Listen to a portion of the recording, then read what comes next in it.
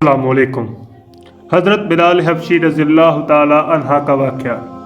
حضرت بلال حبشی رضی اللہ تعالی عنہ مشہور صحابی رسول ہیں جو مسجد نبوی کے مؤذن رہے۔ قبول اسلام سے پہلے آپ ایک کافر کے غلام تھے۔ اسلام پر جب آپ نے ایمان لائے تو آپ کو طرح طرح کی تکلیفیں دی جانے لگیں۔ امیہ بن حلف جو مسلمانوں کا سخت ترین دشمن تھا، ان کو سخت گرمی میں دوپہر کے وقت تپتی ہوئی ریت پر سیدھا لٹا کر ان کے سینے پہ پتھر کی بڑی چٹان رکھ دیا کرتے تھے تاکہ وہ حرکت نہ کر سکے، اور چاہتا تھا کہ آپ یا تو اس حال میں مر جائیں یا زندگی بچانے کے لیے اسلام سے ہٹ جائیں۔ مگر وہ اس حالت میں بھی عہد عہد کہتے تھے، یعنی معبود ایک ہی ہے۔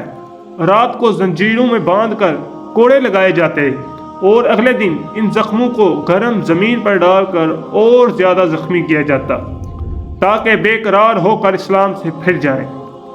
حضرت ابوبکر صدیق رضی اللہ تعالی عنہ نے جب آپ کو اس حالت میں دیکھا تو ان کو خرید کر آزاد کر دیا، چونکہ عرب کے بت پرست اپنے بتوں کو بھی معبود کہتے تھے، اس لیے ان کے مقابلے میں اسلام کی تعلیم توحید کی تھی، جس کی وجہ سے حضرت بلال حبشی رضی اللہ تعالیٰ عنہ کی زبان پر ایک ہی کلمے کا ورد ہوا کرتا تھا۔ اس کا یہ صلہ ملا، پھر حضور صلی اللہ علیہ وآلہ وسلم کے دربار میں مؤذن بنے اور سفر و حضر میں ہمیشہ اذان کی خدمت ان کے سپرد ہوئی۔ حضور اکرم صلی اللہ علیہ وآلہ وسلم کے وصال کے بعد مدینہ طیبہ میں رہنا اور حضور صلی اللہ علیہ وآلہ وسلم کی جگہ خالی دیکھنا مشکل ہو گیا تھا حضرت بلال حبشی کے لیے، تو آپ نے ارادہ کیا کہ اپنی زندگی کے جتنے دن ہیں جہاد میں گزار دوں، اس لیے جہاد کی نیت سے چل دیے۔ ایک عرصہ تک مدینہ منورہ لوٹ کر نہیں آئے۔ ایک مرتبہ حضور صلی اللہ علیہ وآلہ وسلم کی خواب میں زیارت کی۔ آپ صلی اللہ علیہ وآلہ وسلم نے فرمایا کہ بلال، کیا ظلم ہے، ہمارے پاس کبھی آتے نہیں؟ یہ آنکھ کھلنے پر مدینہ طیبہ میں حاضر ہو گئے۔ حضرت حسن رضی اللہ تعالی عنہ اور امام حسین رضی اللہ تعالی عنہ نے اذان کی فرمائش کی۔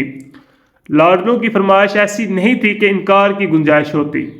جب آپ نے اذان کہنا شروع کی تو مدینہ میں حضور اکرم صلی اللہ علیہ وآلہ وسلم کی زمانے کی اذان کا نطق سن کر کہرام مچ گیا۔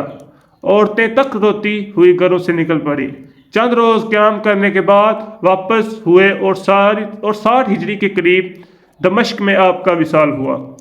یہ تھے ہمارے پیارے نبی کریم صلی اللہ علیہ وآلہ وسلم کے غلام حضرت بلال حبشی رضی اللہ تعالی عنہ کی آپ صلی اللہ علیہ وآلہ وسلم کے کلم سے پیار کا جو جذبہ ہے، بہت پیار جذبہ ہے، اور اللہ پاک ہم سب کو بھی اپنے پیارے حبیب صلی اللہ علیہ وآلہ وسلم کے نقش قدم پر چلنے کی توفیق عطا فرمائے۔ اللہ پاک ہم سب کا حامی و ناصر ہو۔ السلام علیکم۔